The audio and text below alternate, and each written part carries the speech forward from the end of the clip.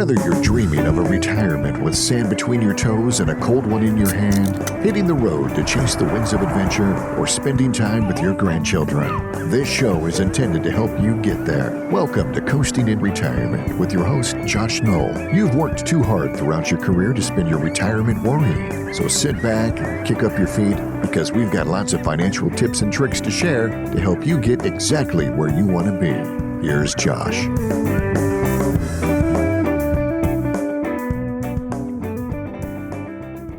Good afternoon, everyone. Welcome to Coasting in Retirement. I'm your host, Josh Knoll, and I'm joined by my co-host, Michelle Lee Melton. Some of you listening may recognize me from the various podcasts, radio shows, and marketing videos that I've done. And if you do, great. Thank you for continuing to follow our efforts. Most of you, though, will have no idea who I am, and that's totally okay. We're going to get to know each other a lot better on this journey of knowledge and education. So let's start our journey and dive into our topic of the day or of the week. This week, we're going to touch on a couple of recent developments in the speculative investment space and then tie those into our theme of the week, which is things that pre-retirees and retirees should either not have in their investment accounts or, at the very least, be very educated about before investing in such. We're going to talk about investments such as non-traded REITs. REIT stands for Real Estate Investment Trust. We're also going to talk about precious metals, including gold. We're going to talk about collectibles, individual stocks, commodities, all kinds of things. We're also going to briefly touch on private equity and hedge funds. But before we get into all of those very intriguing topics, I think we first need to talk about the elephant in the room when it comes to the mother of all speculative investments, something that has been all over the financial news the past couple of weeks: cryptocurrency. It's a subject that is often avoided by financial advisors, including yours truly, and I think it's for good reason. There was such monumental downside for advisors like me to recommend these types of investments. And honestly, from the looks of it, it looks to be playing out to be a wise choice, at least for most of us, and especially those of us like me that deal in the pre-retiree and retiree space. So first, let's do this. As a fiduciary-based financial advisor, I have never, nor am I on this particular radio show, recommending crypto or Bitcoin or NFTs or anything related to blockchain to my clients, especially those in or near retirement. Does that mean that I am an ardent opposer of crypto? No, not necessarily. I personally know folks that I call them friends, and I consider them pretty smart, that went really heavy into crypto. So I will ask you crypto true believers to hold your fire and hear me out. I just don't know and never have known enough about crypto to make an educated or fiduciary-based recommendation to my clients. Does the technology have a future? Maybe. Probably. I really don't know. It doesn't look too good right now, but I'm also old enough to realize that many of the tech that I use in my current life didn't really make a lot of sense to me when I merged either. I'm old enough to have had a class on how to use the internet in college, so I try to keep an open mind on some of this stuff. All that's really not the point of the discussion today. The point is to detail investment choices that investors in or near retirement should be careful with and definitely educated about, while using one particular example, crypto, as something that I believe right now it should not be in retirees' portfolios. So with that said, let's start with a brief summary of why crypto is top of mind for investors right now. We're going to talk about an exchange called FTX. That's Frank Thomas X-ray. And some of you are going to be familiar with that if you read any financial news. It's been all over the place. We're going to talk about what FTX is and briefly describe what has been going on with it this past couple weeks. FTX, the best way I can describe it, and I want to be careful with this, is compare it to NASDAQ, where things are bought and sold. And NASDAQ holds securities. Crypto, is it a security? Is it not? That's subject to debate. But NASDAQ would be something where people can go to buy and sell securities with each other. But it also kind of functioned a little bit like a broker-dealer, because the securities, if you will, in this case, the cryptocurrencies, they were stored there. So the biggest thing to note as compared to NASDAQ or a broker-dealer is the exchanges, these crypto exchanges, were not regulated by the SEC or FINRA. What really happened was this week is with FTX is you had an exchange that was valued at one time at $32 billion, more or less collapse overnight within the course of a couple days. And what it appears is that billions of dollars of investors' money is missing. Basically, what happened was like the classic run on the bank. A larger competitor cast doubt on the strength of FTX's balance sheet. Folks started calling in to pull out their money. They had a liquidity crisis. It goes a little deeper than that, as we'll detail here in a minute. But more or less, there was more money coming out of it than actually was being held at the exchange. FTX was led by a guy named Sam Bankman-Fried, a precocious 30-year-old wonder kid with a degree in physics from MIT. He went by the initials FBF and really was considered a bright light in an otherwise sometimes dark and mysterious industry. Well, the reason that this has had such a reverberation across the entire crypto universe is because of Sam Bankman-Fried's standing. He really was considered kind of a white knight. He was active in working with the government, allegedly to get more regulation. He was considered to be someone that was honest, to be frank with you all. And while the FTX is not the biggest crypto exchange, it was really very well known, relatively speaking. They had the naming rights to the Miami Heat basketball arena. They had paid several well-known spokespersons, such as Tom Brady and Larry David. They were out there relative to their space. It appears that FTX not only had a liquidity crisis, but apparently or allegedly used investors' money to fund shortfalls in its related investment fund, Alameda Research. It also used a coin called FTT that was kind of the basis of the FTX exchange as collateral for loans. So when investors demand their money back in mass, coupled with the fact that FTT was exposed as basically a worthless ticket, not unlike a reward ticket at Chuck E. Cheese, the whole thing collapsed in spectacular fashion. So this show, I'm not here to break down every single nitty-gritty detail of FTX collapse. I think it's safe to say that many of you listening to the show had your own reservations about crypto and more likely than not has steered clear. But my guess is that it still alarmed you, those of you that paid attention, it alarmed you some and made you take a look at your other investments in portfolio, particularly those that would be considered unconventional, which we'll come back to in a minute. The point of it is this. I'm paid by my clients to give my professional opinion and offer fiduciary guidance. And I never could reconcile my albeit limited knowledge of crypto enough to recommend it to my clients, particularly those in or near retirement. And to be honest, like many other financial advisors, I was being told often that we should have a certain percentage of our clients' investments in crypto. 5% was thrown around a lot.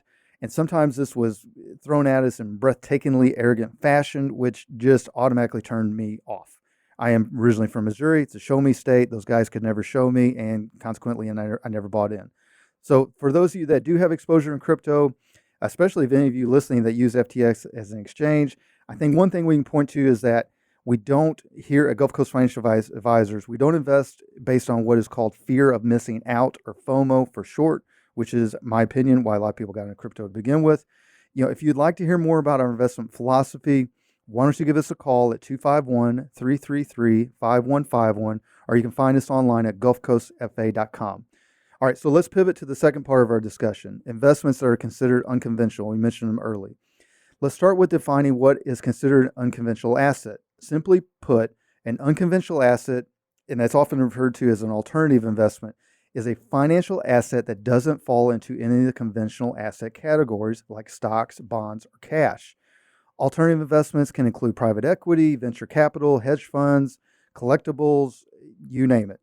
Why do people hold alternative investments? I think it's fairly simple. Many investors are trying to do better than average, such as holding all index-based funds, and especially particularly if they believe that healthy capital gains are going to be hard to come by in a stagnant stock market. Plus, often investors are looking for diversification away from a purely stock market-based portfolio, or they're looking for income streams via a REIT, or just for a variety of reasons, of valid reasons, if you will. So with that, on that note, I think as a distinct contrast to crypto, alternative investments are something we sometimes see and use in our clients' portfolios. Let's discuss just a couple of broad examples. Precious metals, gold. You can hold physical gold, which many people do in the form of jewelry or coins, or you can hold it through investment vehicles like ETFs. Either way, the primary reason you hold gold is to have as a hedge against inflation, i.e., as the purchasing power of your dollar decreases due to inflation, your gold holds its value or potentially even increases. We'll discuss gold more later in this episode, including why it's not much use for generating steady income in retirement. unless it happens to be your profession. But we'll come back to gold. REITs, or real estate investment trusts. Let's touch on those. There's two broad types of REITs: publicly traded and non-traded or private. Publicly traded REITs are often traded on well-known security exchanges. Investors can buy and sell them publicly like they would if they did stocks during a trading session. Folks typically hold REITs to generate income via dividends, often, and not often, but not uncommon to have as part of their retirement planning. We're going to come back and discuss some important things for investors that should know about REITs later in this episode, particularly non-traded REITs. Remember that, okay? Private equity, hedge funds. For those investors with the means to access such vehicles, the idea is to place your money with hopefully talented and unique money managers in an attempt to outperform the market. Typically, we're talking about accredited investors that are playing in this space, but I can tell you that the reach of this has definitely broadened over the years, and it's my humble opinion that's primarily because technology has allowed for more available information about these types of funds in years past. Commodities, collectibles, limited partnerships, private placements, etc. There's a diverse and possibly dizzying amount of choices for investors to consider. Many are not appropriate for all investors. That's not what we're trying to say here. Many investors need to concentrate on what they know and what they understand. And honestly, many financial advisors need to concentrate on what they know and what they understand. But if you're an investor that has the appropriate risk tolerance and asset base, there is a place to have this conversation. At my firm, at Gulf Coast Financial Advisors, we often incorporate this conversation by using a tool called Riskalyze. Riskalyze basically performs an X-ray, or maybe you can say an MRI of your investment holdings. It's designed to identify not only how much risk you have currently, but how much risk that you want. Let me repeat that. How much risk do you want? We use it to help determine how much risk an investor needs to accomplish their goals. It's a useful tool, at the very least, to match investors' desired risk or lack thereof with the holdings in their portfolio. Now, I'm going to tell you this. For listeners of the show, if you would like to have this Riskalyze assessment done, we'll do it at no cost and no obligation. You can give us a call at 251-333-5151 to set up an appointment, or you can find our contact info on our website, gulfcoastfa.com.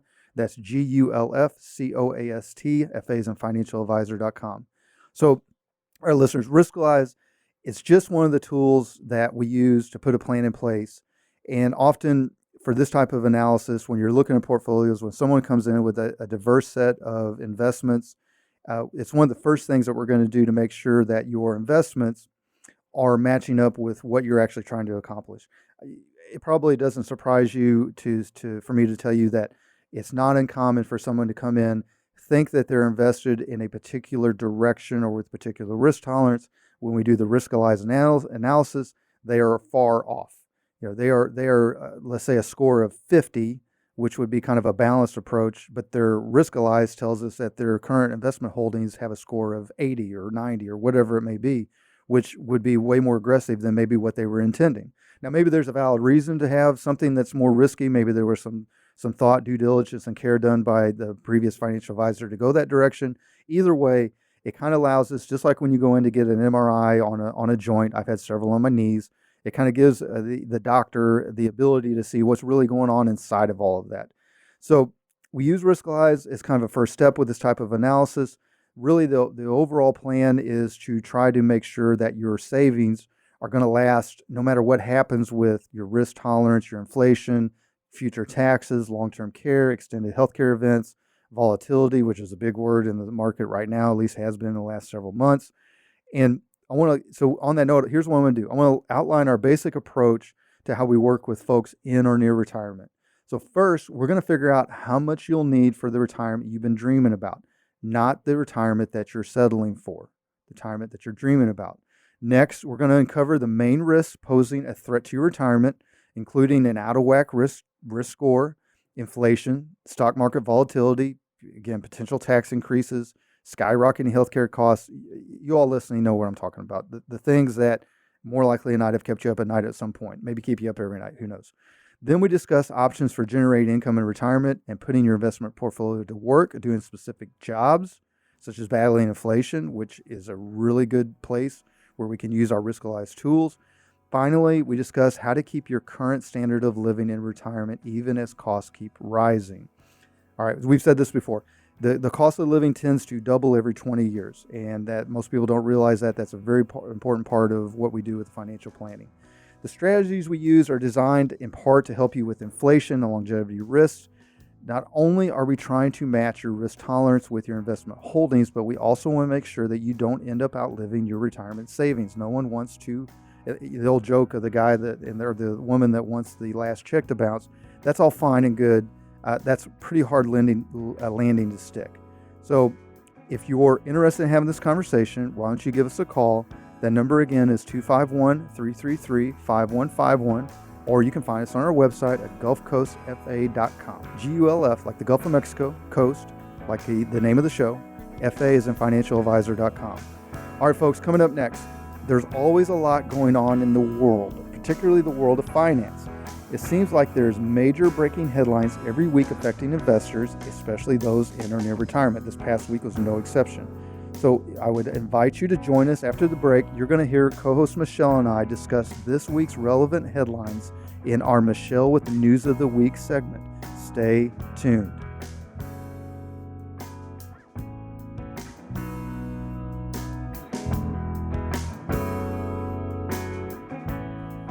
Are you looking to inflation-proof your retirement? Is it time for that second opinion? Call Josh Knoll of Gulf Coast Financial Advisors for an upcoming dinner seminar at the Balcony in Fairhope, Tuesday, December 6th at 6:30 p.m. or Wednesday, December 7th at 6:30 p.m. This is your opportunity to hear Josh and the team at Gulf Coast Financial Advisors discuss strategies to help combat inflation so it doesn't outpace your retirement. This is a no-obligation invite, but don't delay, space is limited. To reserve your seat, just give the advisors at Gulf Coast a call today at 251-333-5151. That's 251-333-5151. Or visit gulfcoastfa.com. That's gulfcoastfa.com for more information.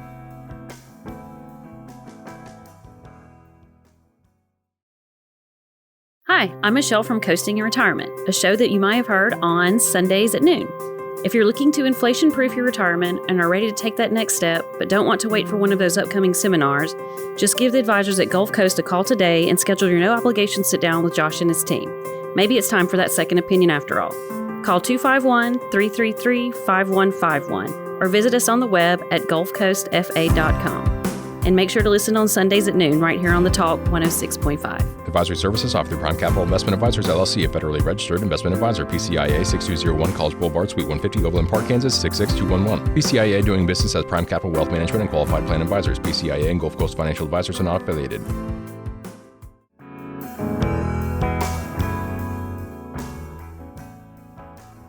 Welcome back to Coasting in Retirement. Your host, Josh Knoll here. As we discussed before the break, it seems like there's major headlines every week affecting investors, especially those in or near retirement. So Coasting in Retirement's co-host Michelle and I are going to help you understand and decipher the deeper meanings of these headlines, particularly the ones that relate to our show topic and have an impact on those in or near retirement. So without further ado, here's Michelle with the news of the week. Okay, first up, Money Talk News published an article called, quote, 13 Bad Investments for Your Retirement. I like that they used the number 13, by the way. The article was written by the late Bud Hebeler, a legendary retirement guru who developed his own special methods and gave numerous seminars in retirement until his death in 2017. A couple investments listed are Lifestock and commodities, collectibles, and individual stocks. So Josh, what are your thoughts on what Bud had to say in this article? All right, so first, rest in peace, Bud. He was a fairly well-known voice. And so Michelle, since you mentioned Livestock, this is one of the articles that provided the meat for what we are discussing today, the main topic. Or if you're not a meat eater like Michelle and I are, I guess the tofu, the beans. Legumes and beans have the most protein, So but you have to be careful about the soybeans. Okay, so for both sexes. All right, Yeah. so there we go. So that's going to be the meat of the protein for our discussion today. So, all right, so back to the article. Bud was a well-known and decorated investment writer and advisor. The article has 13 items listed, so for the sake of brevity, let's concentrate on the 3 that you listed. I'll start with Livestock. So Michelle, I think you're aware I spent quite a bit of time on my grandparents' hog farm growing up in Wapapello, Missouri. And while this article is not implying that an investor actually throw some overalls on and get out in the pig slop, what it is saying that owning livestock or anything related to animal farming or anything related to the buying and selling of products of that industry, it's a hard business and should be left to the professionals.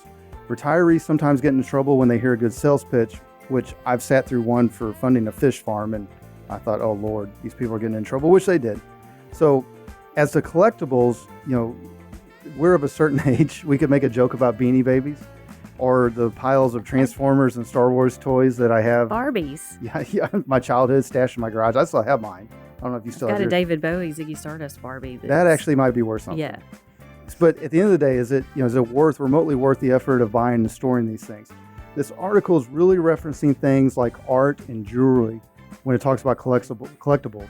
And what the author is trying to say is you don't want to bank your retirement on such things for a couple of reasons. One, collectibles are illiquid by nature. That means they're hard to buy and sell. And it's really a fairly narrow and esoteric market for them.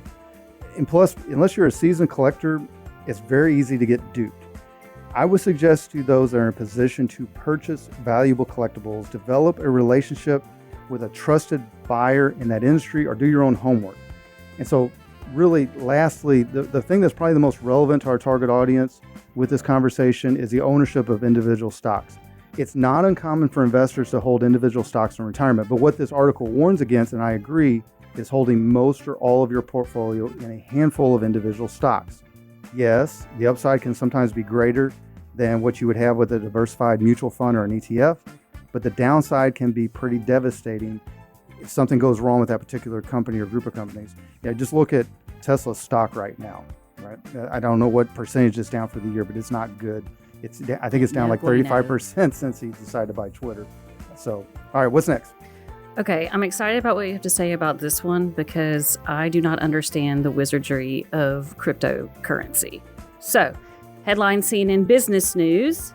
This is their tagline: Crypto crisis continues. Here's the latest on the FTX collapse. According to the article, prices of digital currencies fell again as the crisis engulfing the market deepened over the weekend. Josh, why is FTX's collapse so impactful on the crypto universe, and why do you think this matters to investors? P.S. FTX stands for Futures Exchange. Is that right? I think so. Yeah, okay. That's funny. I've actually never looked that far into it. Well, they're bankrupt, so. They are, in a big way. All right, so Michelle, we touched on this in our first segment of the show. To recap for our listeners, FTX was one of the larger exchanges in the crypto space. And an exchange means it's a place where folks go to buy and sell cryptocurrencies to each other or to maybe hold them in a digital wallet. Again, like we mentioned in the opening of the show, think of it as a much smaller and narrowly focused New York Stock Exchange, or probably a little bit more relevant, a NASDAQ exchange. That's not apples to apples. FTX is minuscule compared to these huge stock exchanges, but you get the idea. FTX's CEO was a guy named Sam Bankman-Fried. I believe it's Fried. Again, I didn't pay a whole lot of attention until all this went down. But I do know he's a baby-faced 30-year-old that was held up as one of the bright lights in the industry, one of the good guys, which is why the collapse of FTX has sent such shockwaves across the entire crypto universe. On top of the collapse, there appears to be a ton of investors' money that has gone missing. You and I did some research, Michelle. It was somewhere between 1 and 2 billion, right? Yes. Yep. Plus, it appears that the executives of the exchange were taking investors' money and using it to cover the debts of a related but more risky endeavor. And now it looks like that money may be gone as well. So the SEC has shown some regulation on the promotion of cryptocurrencies, but I think most folks would agree that they've not dived in headfirst into regulating the exchanges, which I'm pretty sure they will now. The bottom line is this: we're not here to tell you that crypto is dead or that blockchain doesn't have a future. We'd have to dedicate an entire show just to get past the tip of the iceberg on that conversation. But I do think it's another signal that it's just not time yet for those folks in or near retirement to be holding such risky investments in their accounts dedicated to the retirement. So folks, just let the younger folks with a longer time horizon work out this industry. They have more time to recover from any financial mistakes. That's my 2 cents on that. All right, what do you got next? Okay, an article on Investopedia asks, what are the risks of real estate investment trust, otherwise known as REITs? The article states that REITs can offer investors a steady stream of income that can be attractive in a low interest rate environment, but that there are REIT risks you should understand before making an investment. So, first question is explain to me what a REIT actually is, and second, aren't we in a super high interest rate environment right now? So, maybe not be a good idea. Not super high, but definitely rising. So, all right. So first, REIT is short for Real Estate Investment Trust. Pretty common investment. REITs can be attractive to investors because they offer the opportunity to earn dividend-based income from real estate without actually having to own any of the property. Think of it like a landlord without all of the maintenance that you have to do personally with trimming the hedges, mowing the yard, making repairs to the HVAC, so on and so forth. So common REIT holdings are apartment buildings, healthcare facilities, hotels, office buildings, even self-storage buildings that you see popping up all over the place, especially down here in lower Alabama. There's a bunch of them. There's two broad types of REITs. There's publicly traded and non-traded. And while they share a lot of the same similarities, there's different risks associated with each type. For non-traded REITs, you have liquidity and cash flow risk.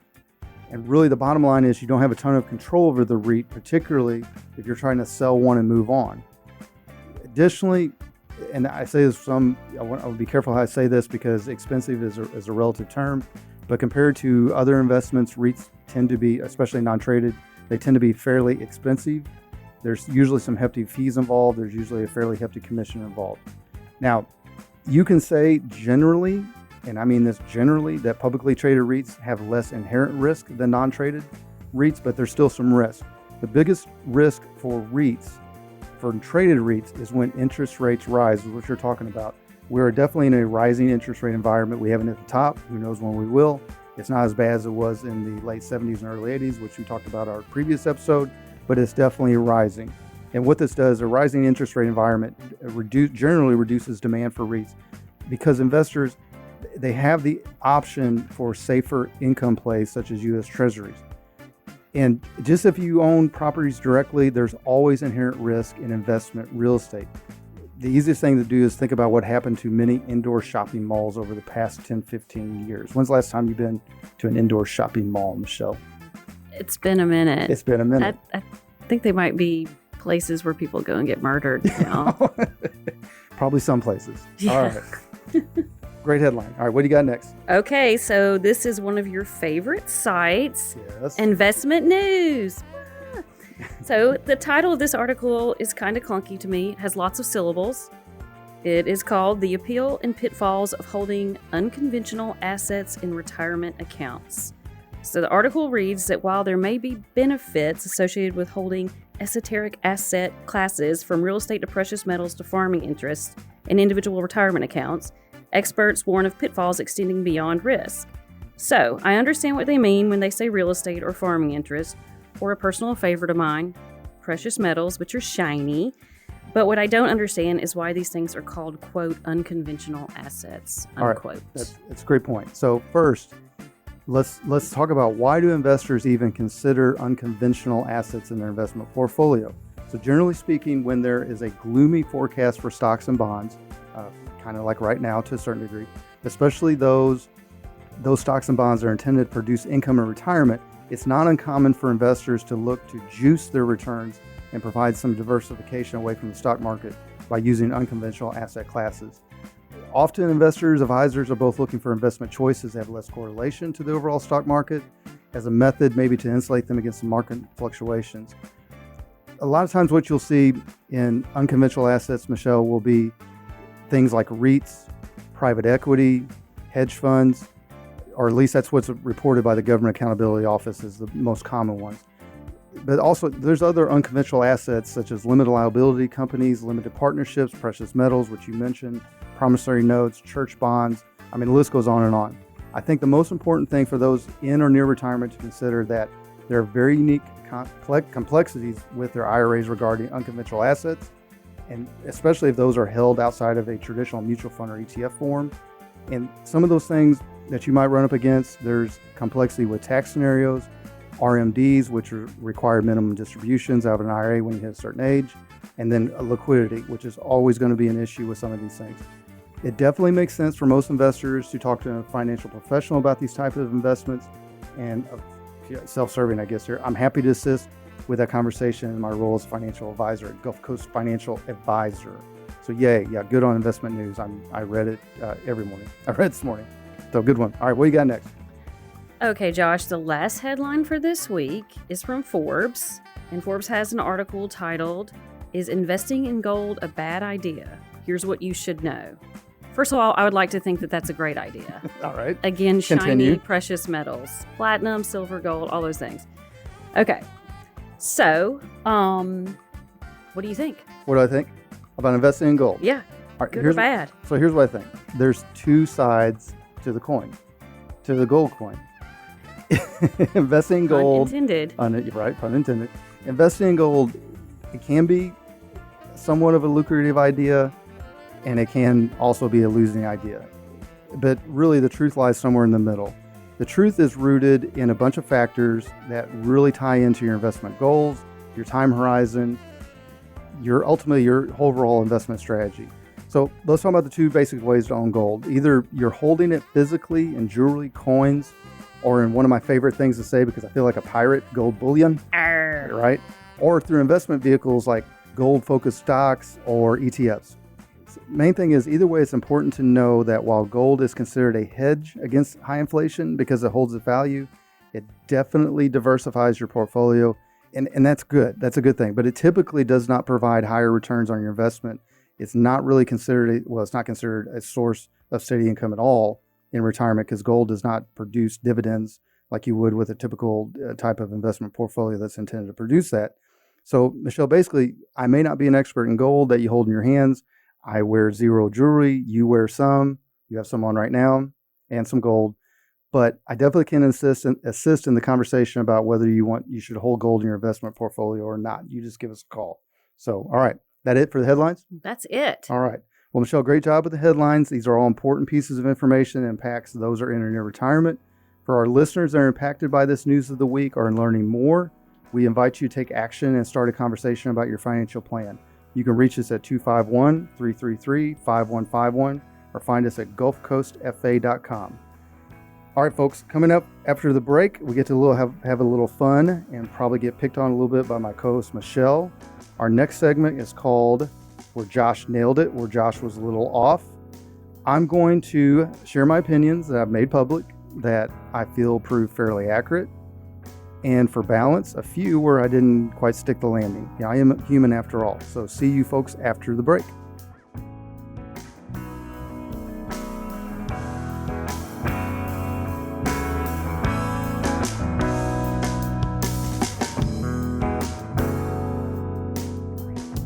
Are you looking to inflation-proof your retirement? Is it time for that second opinion? Call Josh Knoll of Gulf Coast Financial Advisors for an upcoming dinner seminar at the Balcony in Fairhope, Tuesday, December 6th at 6:30 p.m. or Wednesday, December 7th at 6:30 p.m. This is your opportunity to hear Josh and the team at Gulf Coast Financial Advisors discuss strategies to help combat inflation so it doesn't outpace your retirement. This is a no-obligation invite, but don't delay, space is limited. To reserve your seat, just give the advisors at Gulf Coast a call today at 251-333-5151. That's 251-333-5151. Or visit gulfcoastfa.com. That's gulfcoastfa.com for more information.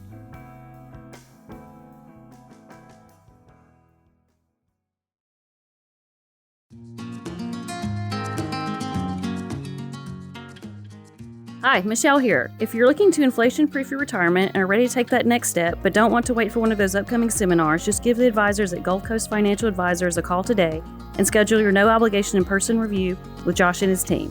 Maybe it's time for that second opinion. Make sure to call 251-333-5151 or visit us on the web at gulfcoastfa.com.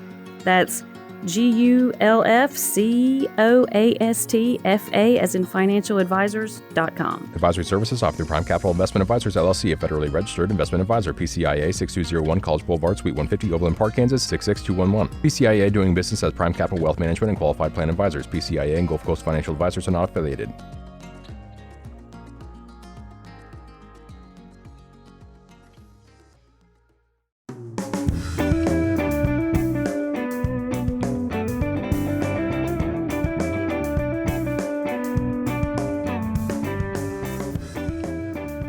Welcome back. So the point of coasting in retirement is to offer guidance to those in or near retirement, which means I often give my professional opinion. And while I'm proud of the thought, care, and due diligence I put into giving my professional opinion, both on this show and in my financial planning practice, I'm also human, which means I don't always stick the landing perfectly.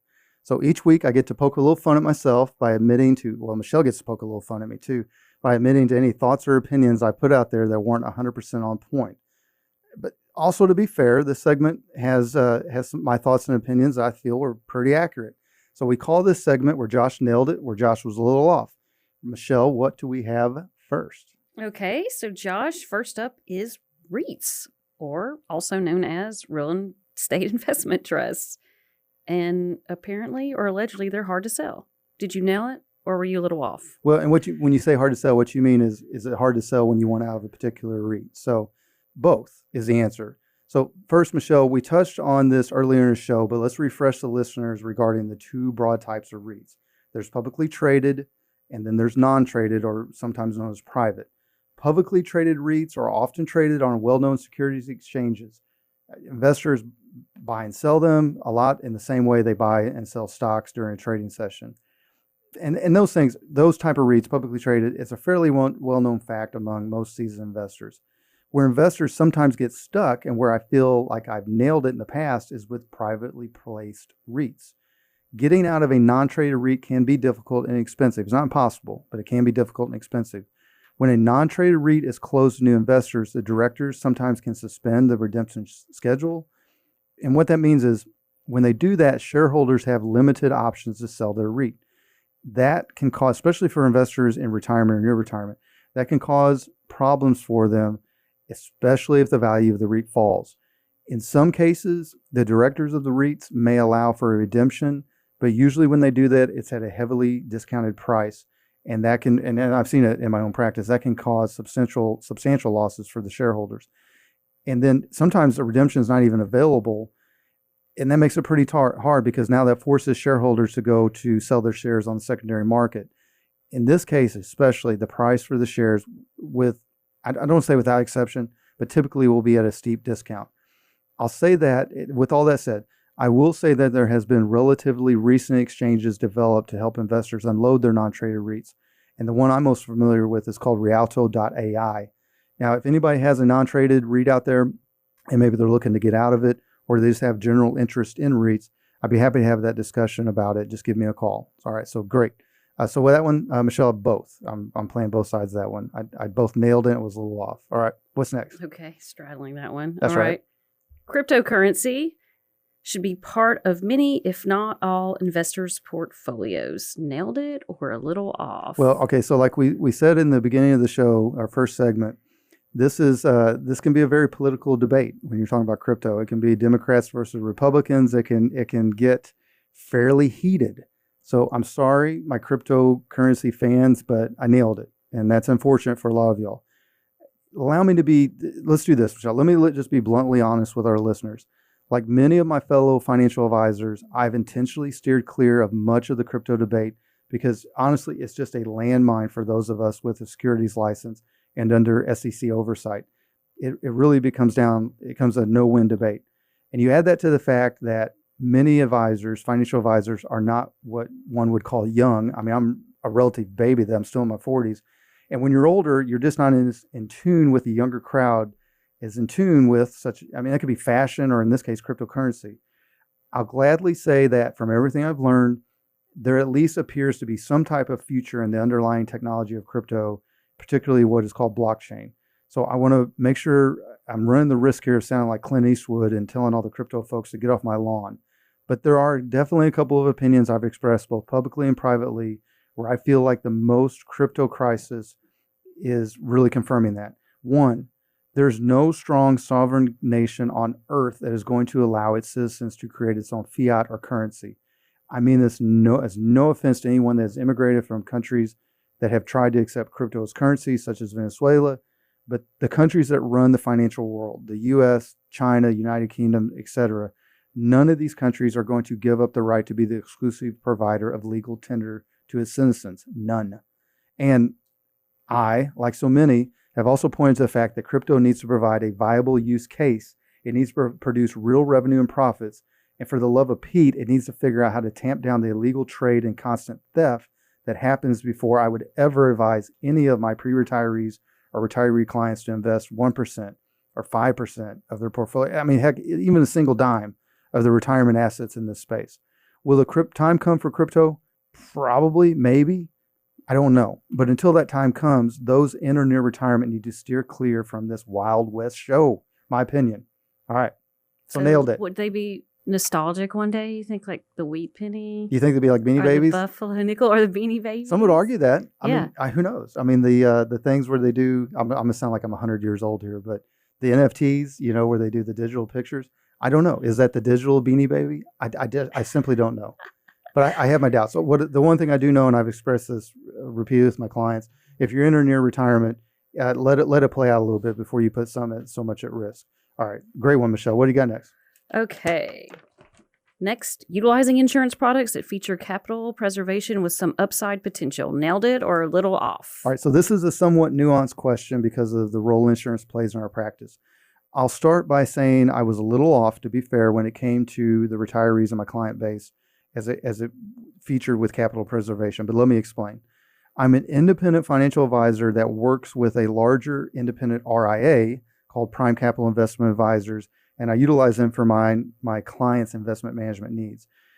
Financial advisors generally take two routes on their way to becoming an independent financial planner or investment manager like me. One track is coming up through a wirehouse or a brokerage like Merrill Lynch, Morgan Stanley, or Ed Jones. Another path is through the insurance side, such as a New York Life or a Mass Mutual.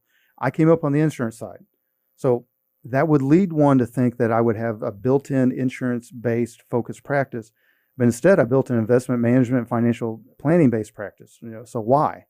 Well, because I have a healthy skepticism, having dealt with insurance companies for so many years now, and I've learned that sometimes you just got to be careful of the narrative that they present, or at least the narrative that some of their sales agents present. It's not a distrust necessarily. I just follow what Ronald Reagan said, trust but verify. It's one of my favorite quotes.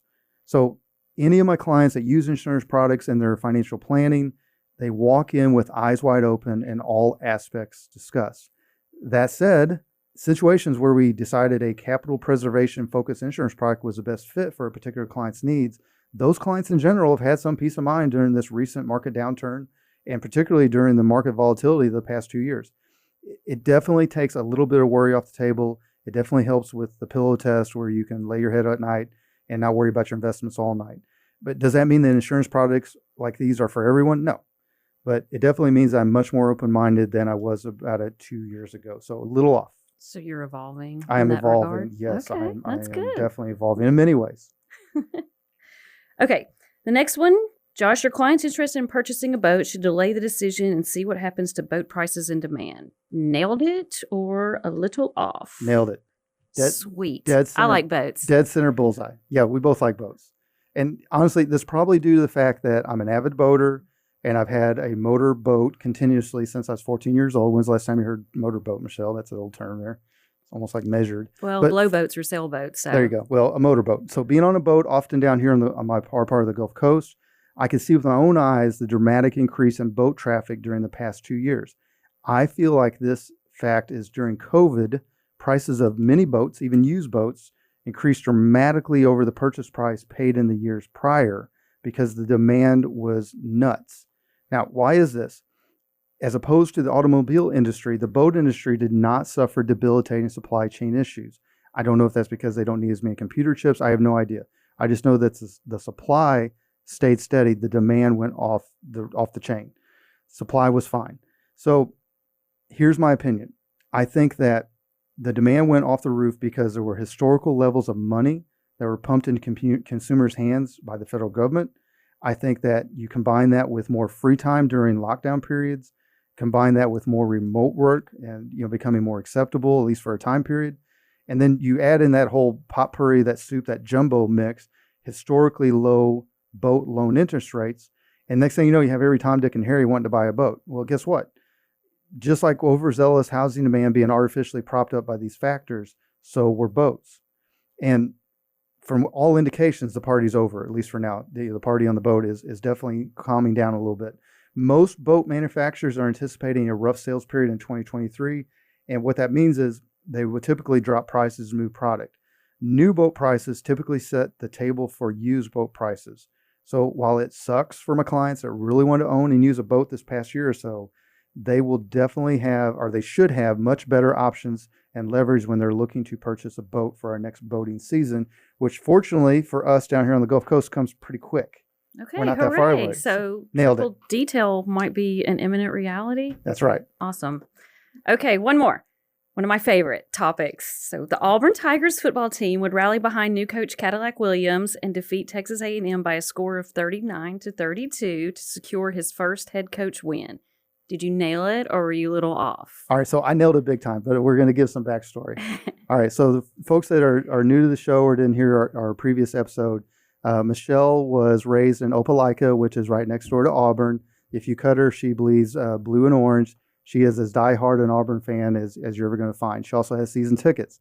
I was fortunate enough to join her this past weekend when Auburn took on Texas A&M, and I told her, because I like to goose her a little bit, because she all Auburn fans believe in the Auburn jinx. I told her Auburn's going to win this game 39-32. Now, that's what she's saying anyway. I remember as I told her the final score would be 13-10 and that Auburn's excellent defense and incredible kicking game would win the day. But I might have had a couple beers and I might be misremembering. So let me kick it back to you, Michelle. What do you remember? And then more importantly, what do you think about Cadillac so far? I remember it being a really fun time for all 87,500 people that were there. Even Texas A&M fans were loving it. And they even took pictures of us. So that was fun. And great pictures too. But I returned the favor. Actually, I initiated the favor and they returned it. But anyway, so for Cadillac, I love this guy. The Auburn family loves this guy. He's one of the Auburn family. He was a great player. Loved seeing them then. He's got great energy. I don't think there's not many coaches that can run along the sideline and actually keep up with the 20-something-year-old running backs. No coaches that can do that. He is the one. Super exciting and exhilarating. So I'm 100% behind this guy. Give me a petition. I'll sign it for Cadillac to be head coach for the Auburn Tigers football team. Well, again, I might have been a little off on the score, but I was definitely right on the win. So I consider that nailing it. All right. Well, great job, Michelle. All right. So, folks, coming up next, we reach into our listener mailbag for our question of the week. Stay tuned.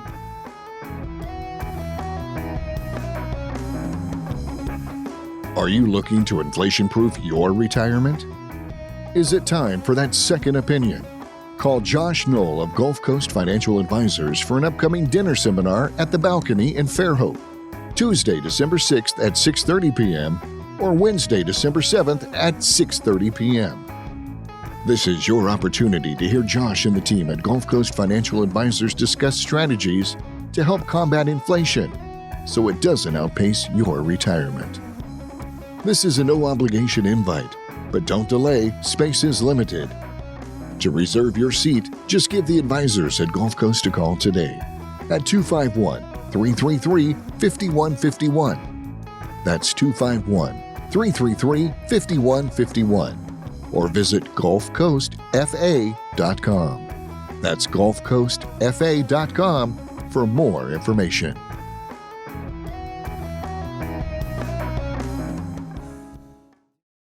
Hi, I'm Michelle from Coasting and Retirement, a show that you might have heard on Sundays at noon. If you're looking to inflation-proof your retirement and are ready to take that next step, but don't want to wait for one of those upcoming seminars, just give the advisors at Gulf Coast a call today and schedule your no-obligation sit-down with Josh and his team. Maybe it's time for that second opinion after all. Call 251-333-5151 or visit us on the web at gulfcoastfa.com. And make sure to listen on Sundays at noon right here on the Talk 106.5. Advisory services offered through Prime Capital Investment Advisors, LLC, a federally registered investment advisor. PCIA 6201 College Boulevard, Suite 150, Overland Park, Kansas 66211. PCIA doing business as Prime Capital Wealth Management and Qualified Plan Advisors. PCIA and Gulf Coast Financial Advisors are not affiliated.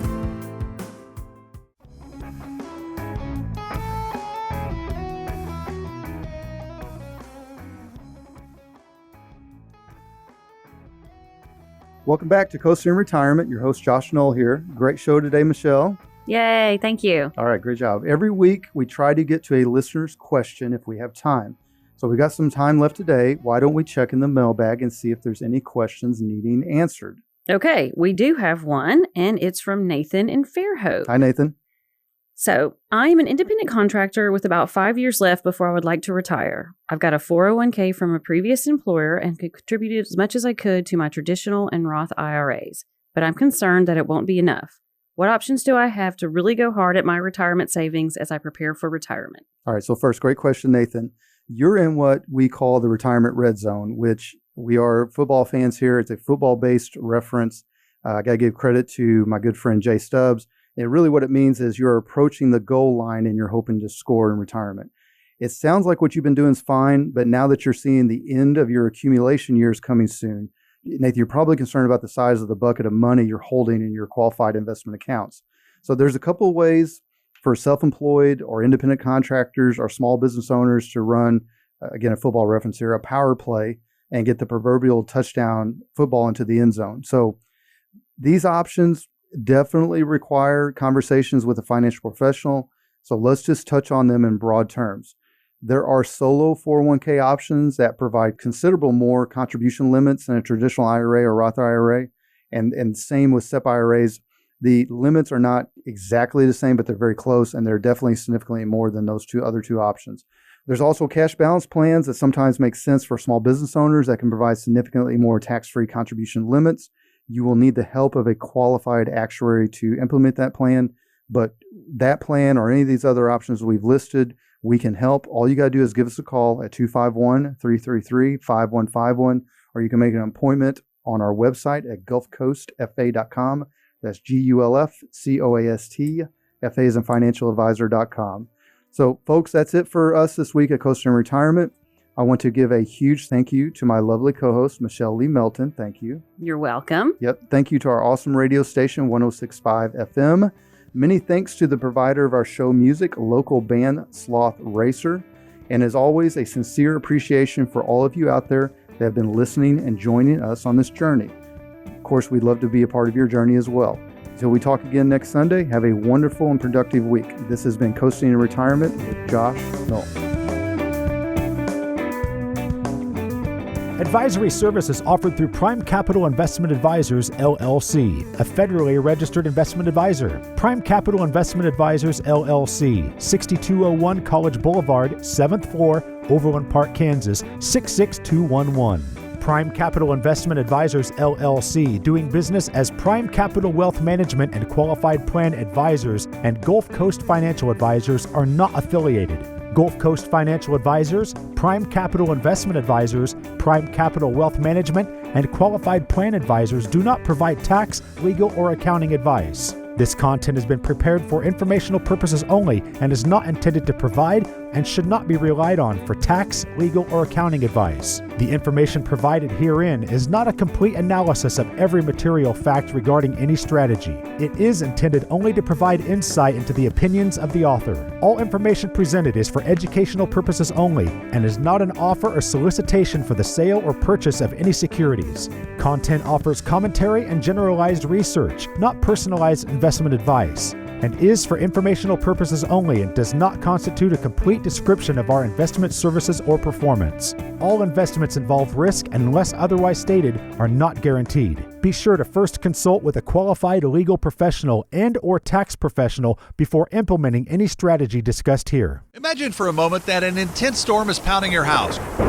Will your roof leak? Will the siding peel away? Will your basement flood? If your house is properly built and maintained, you'll be fine. What about your 401k or investments? The stock market's had a great run the last few years, but is its current turmoil making you feel uneasy? Are you confident your portfolio is built to weather a financial storm? Well, now might be a great time to get a second opinion on your retirement plan. Call Josh Knoll and the team at Gulf Coast Financial Advisors, 251-333-5151. They'll examine your portfolio and show you if your investments are in need of some weatherproofing. Get your no-obligation second opinion by calling Josh Knoll and the team at Gulf Coast Financial Advisors, 251-333-5151. Don't let your retirement get caught in the rain. 251-333-5151. Advisory services offered through Prime Capital Investment Advisors, LLC, a federally registered investment advisor. PCIA 6201 College Boulevard, Suite 150, Overland Park, Kansas 66211. PCIA doing business as Prime Capital Wealth Management and Qualified Plan Advisors. PCIA and Gulf Coast Financial Advisors are not affiliated.